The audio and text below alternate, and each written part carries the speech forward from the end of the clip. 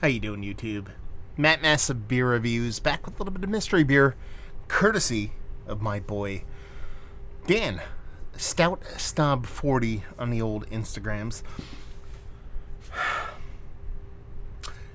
So, the bulk of the beers that I've had from Dan so far, he sent off a box of beers, and there's two non-mystery beers in there, and both of those are big, gigantic stouts. Who would have thunk it? Stout Snob. And I did, I think, 3 mystery beers from him.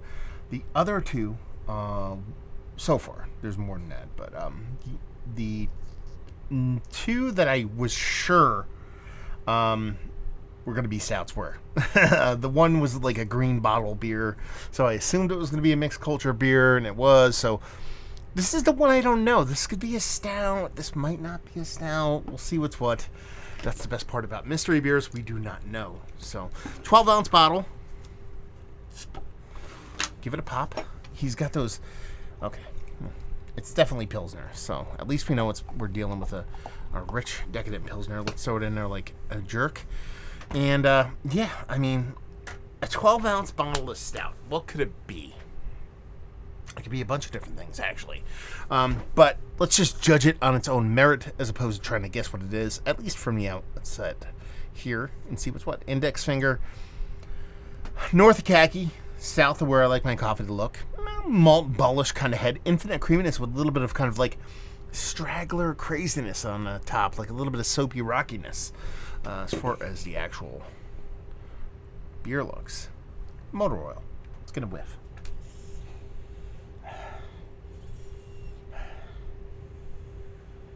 What is that? What is that? I mean, very chocolate. A heaping amounts of chocolate. Almost like multiple levels of chocolate. Like to the point where you're getting like, a little bit of Hershey syrup. You're getting a little bit of like Nestle Quick cocoa powder. But you're also getting like something even multiple levels beyond that. A little bit of like regular cacao nibs. Those kind of things. I'm on the fence of whether it's actually barrel aged. I feel like I'm getting some kind of like spirit, like a bourbon based spirit, but I'm not getting a huge barrel characteristic off of it. So there's some added sweetness to it, a cherry level, dark fruit level sweetness to it, that I'm on the fence as far as barrel. But it smells nice. It smells rich. It smells bold. Just gonna dive in. Cheers.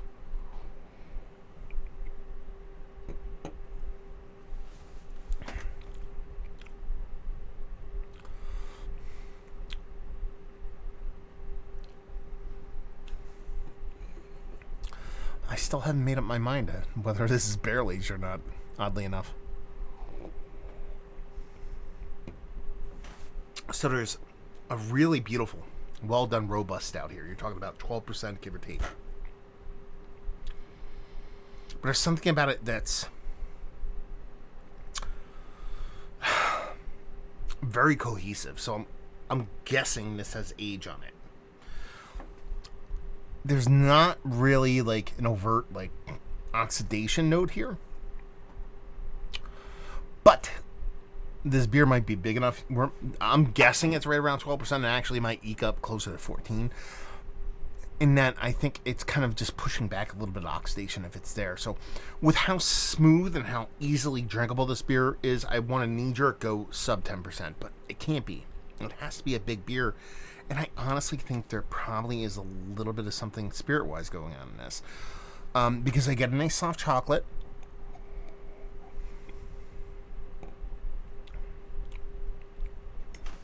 From the beer itself, but there's something else to it. There's a little bit of barrel hard chocolate to it.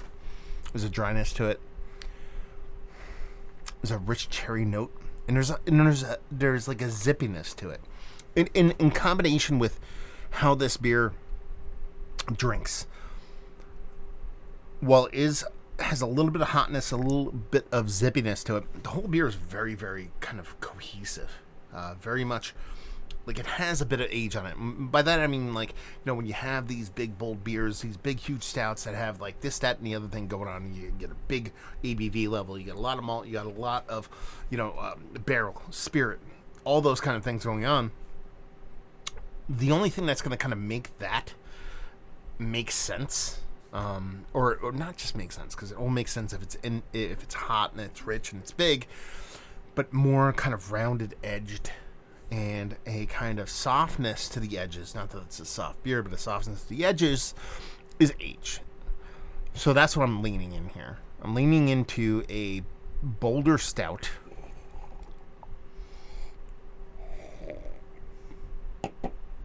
I spent some time in a barrel. Not a huge amount of time. Bourbon barrel. So I get vanilla, I get the bourbon, I get all that kind of stuff. It has a bit of heat to it, but it's not over the top.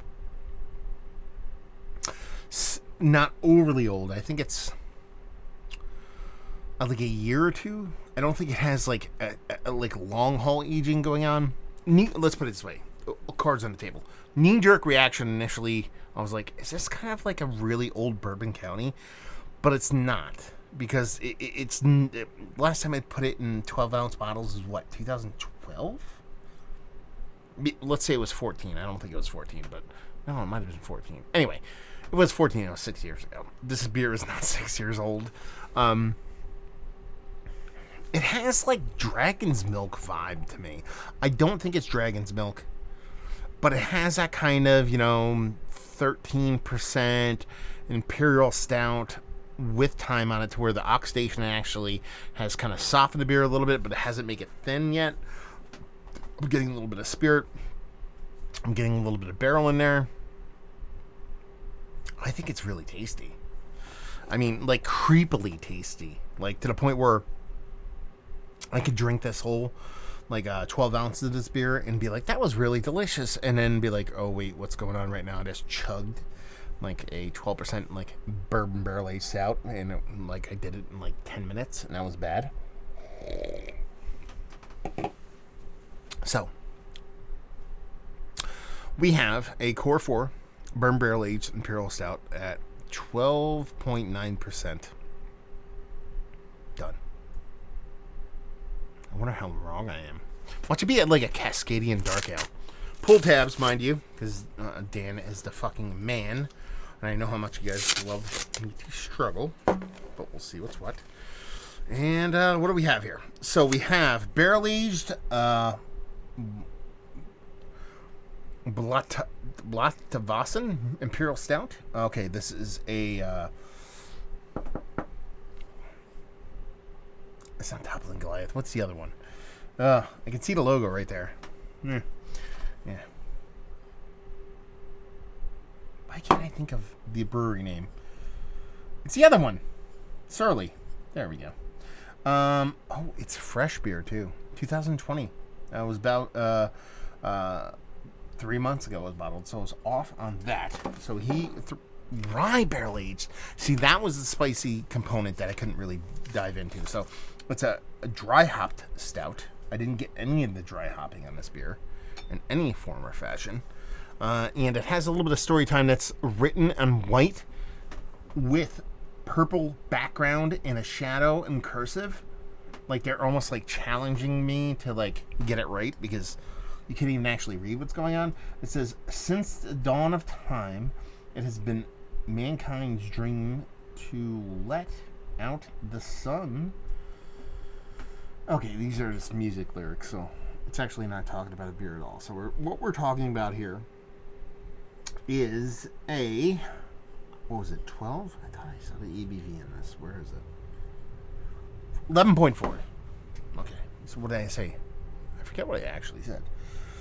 It's a rye barrel-aged Imperial Stout that's bittering forward. I'm okay with what I said.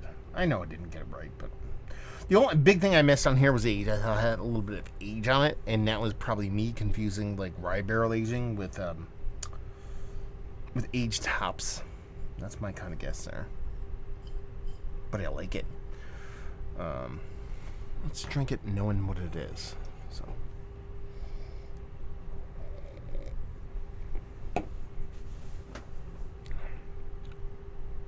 Yeah, it's a weird combination because you get that spirit, you get that bittering, but it drinks relatively thin for a stout, so I understand why I went with an aged stout.